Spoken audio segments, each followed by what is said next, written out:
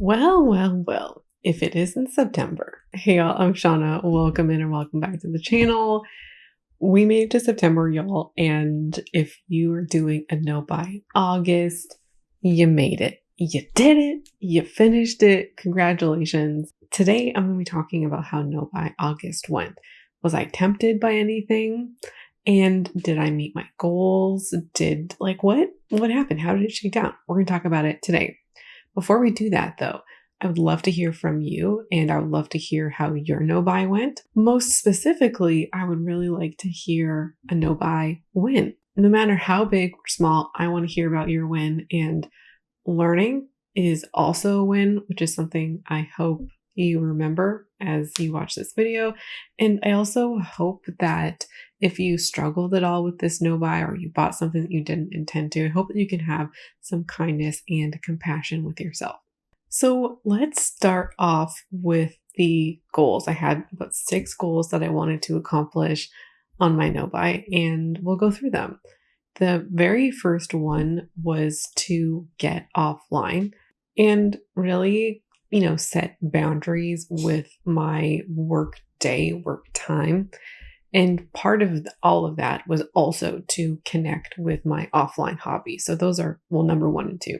I did, in fact, get offline, and I did spend my evenings, many of them, reading.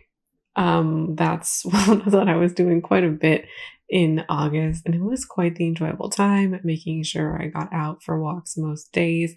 If I wasn't doing a run or something like that, my partner and I went out a bit in August. Like, we went to Toronto, we had a whole day in Toronto, we had a beach day, which were really, I can say though that I didn't set a hard deadline of like 6:30, you're done. I would say sometime between 5 and 6, I kind of just naturally was like, yeah, we're finished. And the only day in August where I didn't stick to that was actually yesterday, when I was supposed to have a working day yesterday and then kind of didn't, and then didn't do a ton of work. And then I got this like work bug around 8:30. I also did take more breaks and like more time off, like work and such, than I anticipated. So I kind of felt good that way, which was really nice.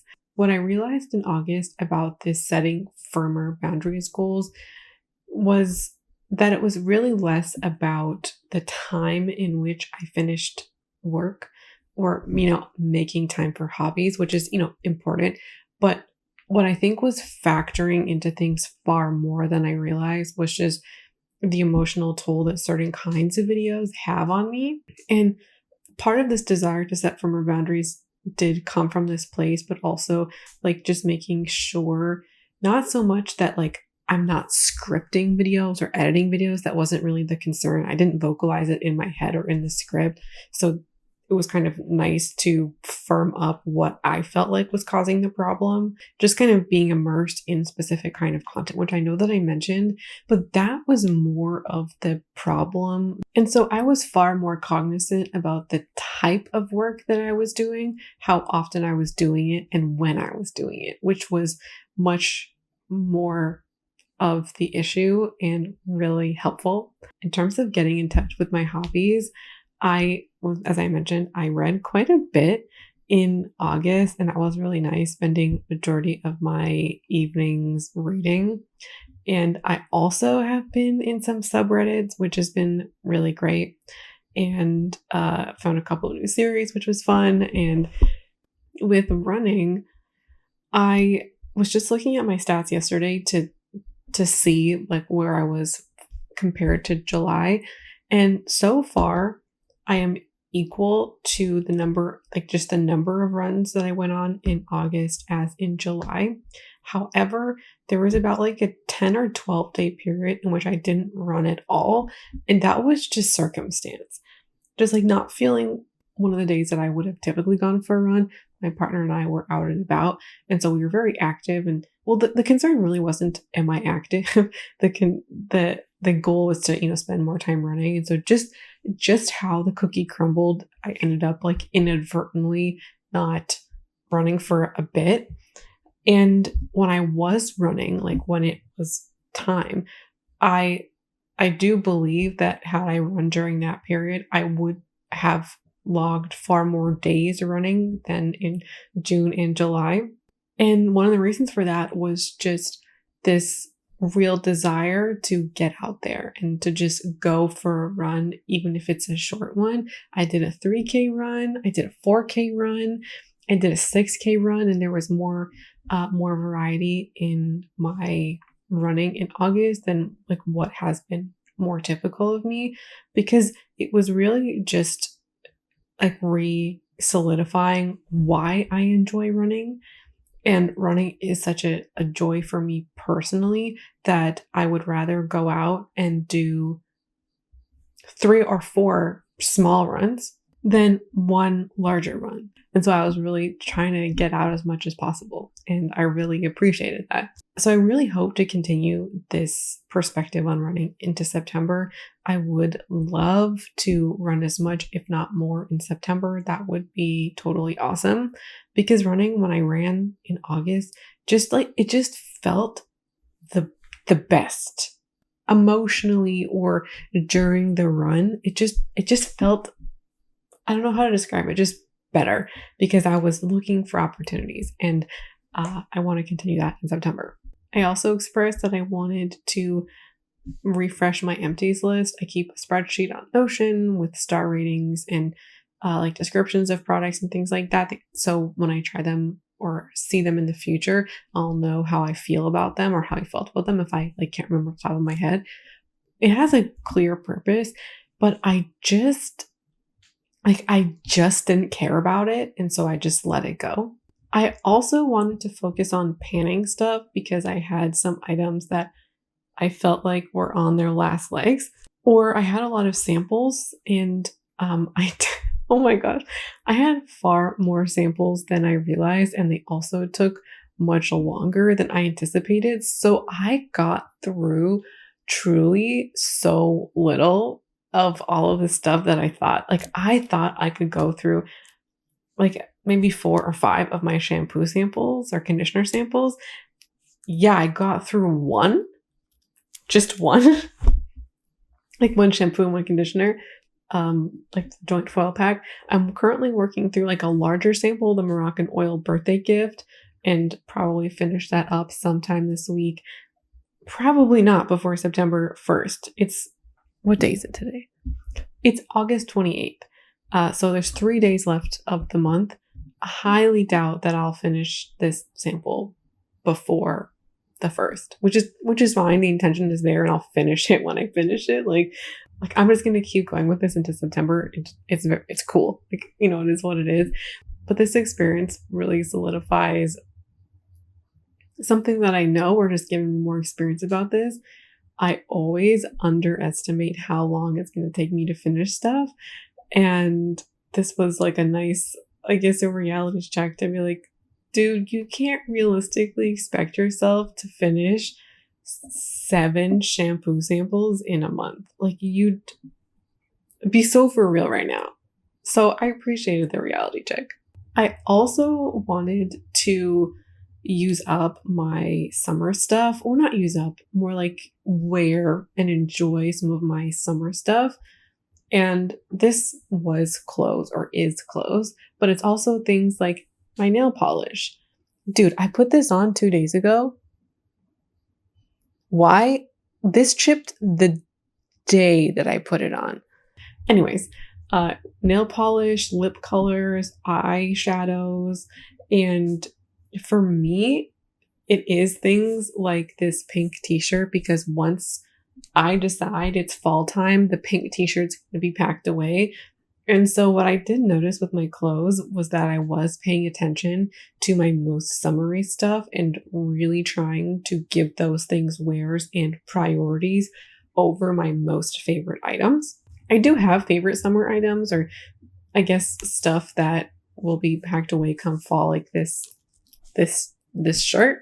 I have been really trying to prioritize that, which has been lovely. And also I have a summer fragrance I've been working on. And I think this was one of the things that I really did best. And one of the things that I appreciated about this project, because I do get excited for fall and fall fashion.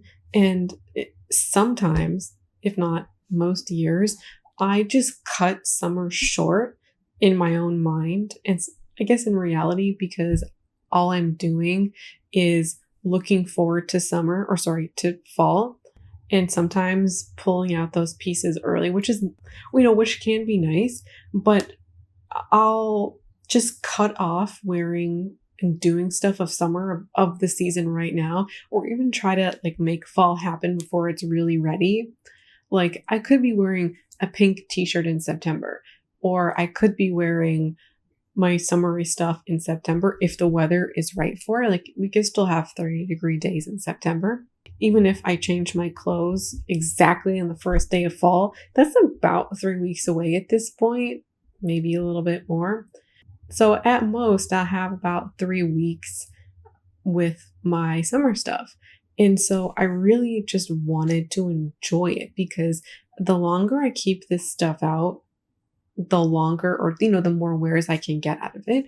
But also the more I am living in the present, which I really appreciated. And I think it did help ground me in the here and now when there were real moments of wanting to buy the fall clothes, which we'll talk about. So let's now kind of talk about more of the purchasing aspects of the no buy. The goal was really to have a replacements only no buy, and it was for every category. The exception was takeout, when I was fine with that, and it ended up, being fine as I anticipated. And I also didn't need to replace anything except for lip balm. The only thing that I bought in this project was lip balm. I bought 2. Y'all, I had finished whatever lip balm I was wearing, and I had a replacement for it, which was an e.l.f. lip balm. And it was very similar formula to a lip balm that I had for my, in my bedroom for my, my night kind of mask lip balm. And both of those things together destroyed my lips. And I tried for about a week. I was like, I can do it. I can wait till September 1st. But then I was like, okay, hold on a second. You're waiting for some artificial deadline, which is September 1st, to buy something. Like, you're going to buy it, and you very much believe this is going to be a good thing. Why am I struggling through the last week of the month to wait for some arbitrary day when I could buy this thing now? And so I bought it. I bought some lip balm, 2 different kinds. It took a couple of days, to be fair, but my lips are in much better health, much better. They were just peeling and super dry. It was nasty. And so I got that figured out. No regrets about that, but that's the only thing that I purchased. One of the things I had mentioned in the introduction of the no buy month was that I really didn't want to think too much about all of the caveats and all of the things that could hypothetically come up, because I tend to overthink it, number one. And then number two, I tend to feel not deprived, but I tend to kind of chafe around the restrictions, because I'm thinking about all the things that I can't buy, or I feel more like I can't buy things, or I guess the word is more restricted. I feel more restricted. And if I just wasn't on a no buy, I wouldn't be thinking about those things, and I wouldn't be feeling restricted. So I just said, we're not going to think about it. And if something comes up, then we will just kind of use the overall mantra that I use is, does this thing fit the spirit of the project? In my lip balm case, I felt okay with it. In other things, I felt like, no, it doesn't fit the spirit of this project. And I was able to, say no. And I used other kinds of, thought processes to help me become disinterested. And we'll talk about those. And this month went exactly as I planned. I didn't have some random skincare emergency or clothing emergency. I just operated life as normal, and nothing really came up. And I do like using the phrase, does this fit the spirit of the project, when I am tempted by stuff that I know. It's that kind of thinking that helps me think about, well, what are my actual goals for this month? What do I want to do? What do I want to accomplish? What's the point of this? And then I get to think about all of those questions wrapped up in one, and it is helpful. I was a little bit concerned about running out of moisturizer and sunscreen, but I didn't. We're a few days away and from finishing the month, and I still don't feel the need to buy it. And I was this close to buying some of it at the beginning of the month because I felt like I was going to run out and I wanted to make sure I had stuff. But I'm still not even at that place. This was kind of along the lines of that sample pack stuff where I felt more like I felt like I was going to run out of this stuff, and I felt like it was more of a problem than it actually was. And when I just stopped thinking about it, I stopped thinking about it. And like, when you're at the bottom of your skincare, and I wasn't. So I'm really glad I didn't purchase it. And I'm glad I had that probably more like a tertiary reminder at this point that I finish stuff slowly. And also, just because I am in the process of running out doesn't actually mean that one, the thing needs to be replaced, and two, that needs to be replaced right this second. Because if I run out of my sunscreen, this is what I was thinking about. I was almost finished with my sunscreen and my moisturizer. I have other kinds of moisturizers that I can use. They're just not my favorites. And so running out of stuff that is your favorite isn't the case. Like, it doesn't necessitate me buying more. And so I didn't buy the stuff. And if I had run out, I had other things I could have used, and it would have been perfectly fine. And I appreciated that the most. But I really appreciated having a real-time reminder of things that I do speak about on this channel. And I'm now going to finish up my favorite product, or whatever it is, my second favorite product, and I'm not going to buy my replacements until I actually finish some things up. So I think that experience was necessary. So overall, I feel like this was an enjoyable experience. And one thing I mentioned in my no-buy intro video was that I was thinking that there might be a chance that I would travel. I didn't. And nothing bad happened. Just like had a conversation and talked about maybe doing it in September, maybe not at all. And as I had mentioned in the intro video, that it felt like a shame to me or a waste to just throw aside a good experience or one that I wanted to do for the potential of something happening. It didn't end up happening. So it would have been extra. Like, I think I would have looked back and been like, oh, I wish I went, or I wish I did the no-buy. But even if it did happen, I'm still fully capable of going on a no-buy and enjoying a travel experience. Like, those two things aren't like mutually exclusive. And I'm also glad that I went on a no-buy in August because, every year, I was talking to my friend about it, and she just knows how predictable I am. It's like clockwork. At the beginning of August, I'm like, it's summer. I'm not ready for fall. I'll hear the fall girlies, or he'll hear the girlies talk about how excited they are for fall, maybe in like the first week or two of August. And I'm like, let August be August, y'all. And then slowly throughout the second half of the month, I get the, fall kind of feeling. And then I get excited for fall clothes and fall fashion and whatever. Just like every other year, I say it's not going to happen, and it happens. So I am truly glad that I was on a no-buy for this month, because it just made it extra easy to say no to all of that fall stuff, all the stuff I was excited about. I mean, I do have confidence that had I not been on a no-buy, I still wouldn't have just bought random fall clothes. But it just was kind of nice to like have that extra support to be like, no, we're on a no-buy and we can do it. And I would like to accomplish, like, if nothing else, I would like to accomplish finishing the no-buy, So I had that extra layer of appreciation for it this time around, that I had an inkling that it might come into play. And it is kind of funny to think about this. Like, Shauna of 4 years ago probably would have been pissed because I would have wanted to buy the clothes and I wouldn't have enjoyed this thing being in my way and preventing me from buying stuff I wanted to buy. Whereas Shauna now is like, yes, thank you, past Shauna. Thank you for looking out for future Shauna. Thank you for giving me some extra help and some extra security during a moment that I could use it, could benefit from it. I do think that no buys can be really excellent tools, to support you in times that you might want extra support. And I felt like this isn't that serious, just for me personally. And I felt happy to have that extra layer of security. Now let's talk about a few things that tempted me.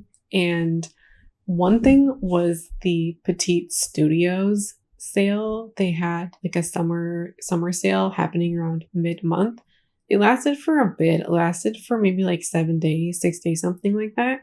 And I was super tempted by a couple of things, by the Romy pants, which I'll put on the screen, and they had this like sweater tank with a collar. Super tempted by both of those. And part of me was like, listen, they are a small indie fashion company. Like, it is run by a person. They are like, if I were to buy clothes or firsthand clothes, this is exactly the kind of brand that I would buy from, that I would feel good and okay buying from. Most especially because it's a petite centered brand. There are truly so few brands that are exclusively for petites, shorter women, shorter folks, under 5'4".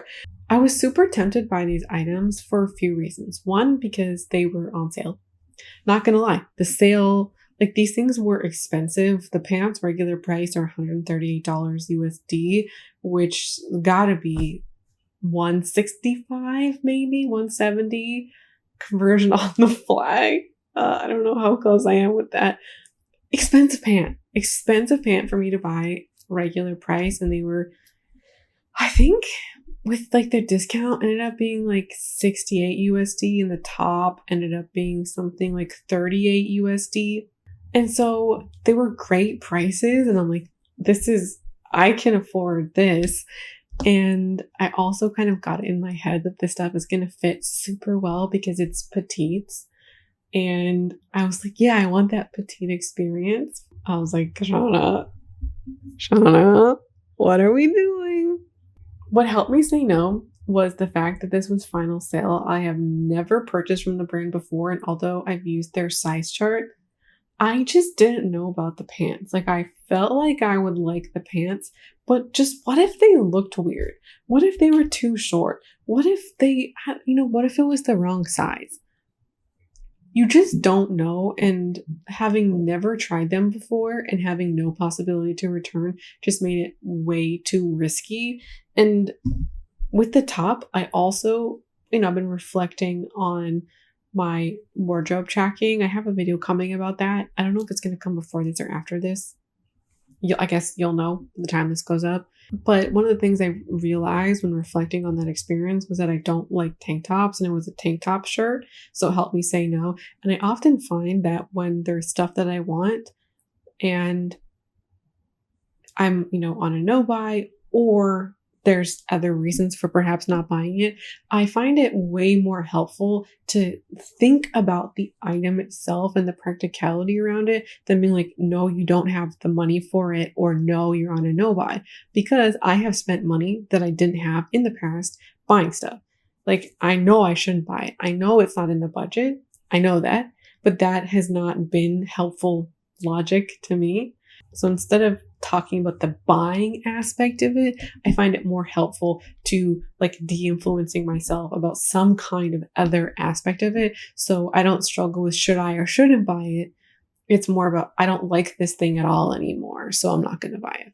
I've also been tempted by some bodysuits. Last winter, I was looking for a couple. I was looking for a black long sleeve bodysuit and also a red long sleeve bodysuit, like a maroon. And there were some at Dynamite that I really wanted to buy last year, but the red one sold out of my size before I could buy it.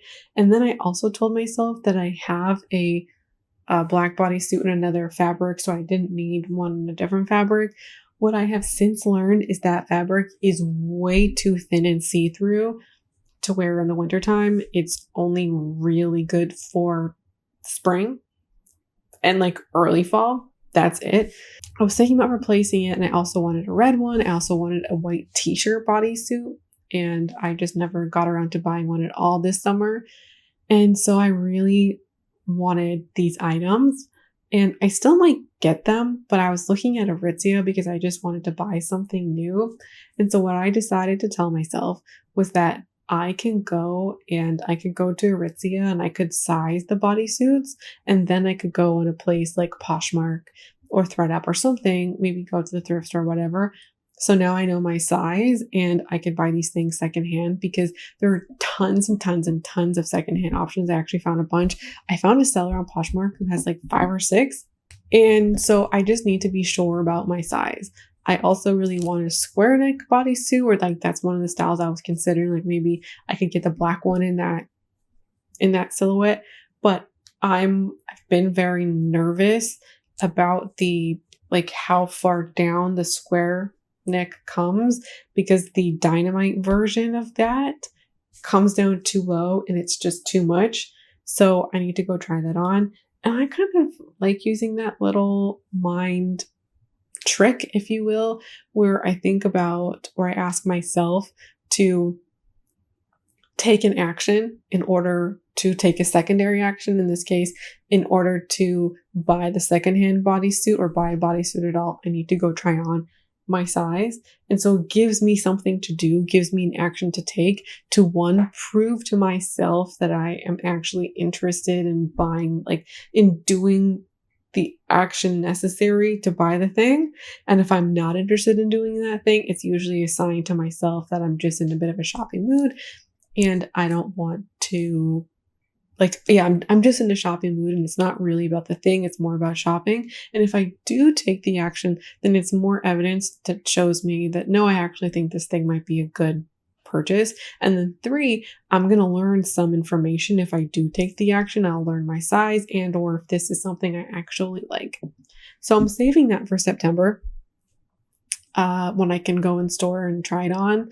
And I've been watching a lot of fall videos, fall fashion videos, because you best believe that I'm going to be making some de-influencing videos for fall. But I love fall fashion and I eat it up. Okay, I am who I am. I like fall fashion. Yeah, so I was watching it and I felt myself being so influenced just because I love fall fashion.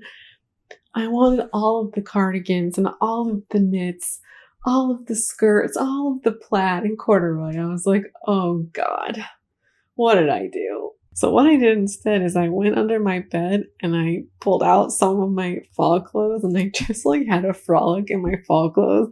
And I was like, all right, I'm grounded. I'm back down to earth a little bit. I did as well. Saison released their fall collection. This is actually a few days ago. In filming Shauna's timeline, in uploading Shauna's timeline or your timeline, it'll probably be like a week, if not more, since their fall collection released. I think Saison does fall the best. That's their season, baby. Like they just do fall exceptionally well. Not everything from Saison is worth it, in my opinion. And they also like do stuff that other people do, and they don't do everything equally as well. Like I think basics are probably best bought elsewhere in a lot of cases, but I love fall at Saison. I knew that this collection was dropping because I got an ad from Saison, and I was torn about going to check it out because it felt a little bit like I knew that I was going to be doing something bad for me. Or, it's like, back in the day, I used to watch Say Yes to the Dress a lot, and they were the women who would try dresses that they couldn't afford and then they fall in love with stuff. I kind of felt like I was doing that, like I shouldn't be doing it, but I did it anyways. And I am so glad that I did, because I feel like I am out of the clutches of Saison. There was like a year and a half where I wanted everything. Everything Saison, I wanted it. Yeah, it had a chokehold on me. It really did. And I have since been released from the chokehold. I don't find myself wanting to go into credit card debt for it, like it's just not it. They had some cute stuff in their releases and I could admire it from afar. For me, it was a proud moment, to be honest, to go onto the Saison website and to go look at it and be like, this is pretty. I can admire you. I can say that you are cute, but that doesn't mean I have to buy you. 3 years ago, like 2021, I would have wanted to buy everything. And I probably would have bought something, to be honest. I probably would have bought something. Maybe not in August, maybe September 1st. There I am on the Saison homepage, ready, like cart full, ready to buy something. I think that's probably would have happened. And to me, it was just such a moment of progress. The last thing that really tempted me is this rugby shirt. Oh my God. This set of everything might be like the thing that was like haunting me in August. And the reason why this, I say, is haunting me is because when I was an undergrad, I wanted a rugby shirt so bad, but I couldn't afford it. It was one of the most expensive like sweaters that my school sold. And they also sold it in men's sizes. So it was really big. And I was like, oh, it'll be oversized. And then eventually I was like, dude, you can't afford it. And it would be extra shitty to buy something that I can't afford and it also fit kind of shit. So that has been in the back of my mind for close to a decade now. And then I came across this rugby shirt. I saw it when I was on their website a couple months ago and I was like, no, only one thing at a time. We'll revisit this eventually. Maybe, we'll see. So I saw it again and I was reminded of wanting it back in March. At that point, I wasn't totally sure why I wanted it so bad, but I was reminded of this desire for something from my youth. Well, I don't know if you'd call it youth. I was like 20, I guess, 19, 20, something like that. And I couldn't afford it back then, but I can afford it now. And so I was like, wait a second, do I just go and buy that rugby shirt from my university? Because they're still selling it actually. And funny enough, they're selling it at the same price they were a decade ago. So I was like, do I just go buy the thing that I wanted? But I don't like wearing university memorabilia just out. That's not something I like doing. And I like this version more. So I was like, do I buy the rugby shirt? And so I just kind of felt like this rugby shirt was like making my inner child happy. Like if I bought it, I would be giving myself permission and or allowing myself to do something that I just couldn't have done a decade ago. It's currently sold out of my size, so I can't do anything about it, even if I wanted to. And I'm definitely glad that I have this time to think about it because I am on the fence. Like I do like it. I think it's nice to look at, but it's not really giving me fall vibes. It's the white that's not giving me the fall vibes. So I don't know how much I'm going to wear it in the fall. I also don't know how practical it is because I think come winter, I'm going to be cold and it's not going to be warm enough. I'm going to need a layer on top of that. And it's already kind of thick. So what am I layering on top of that? I also think that it's going to be good to wear around the house, but that's only everywhere I'm going to wear it. I'm not going to wear it casually out. Like I really don't think so. So it's a no for now. We'll see. We'll see later.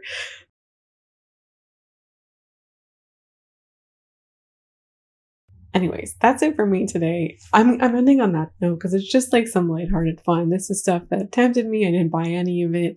Glad for it. So that's everything for me today. Thank you so much for hanging out with me. As I mentioned at the top of the video, I'd love to hear how your no-buy went, and I would really love to hear a no-buy win from you. So thank you for watching, and I hope to see you again around here soon. Bye.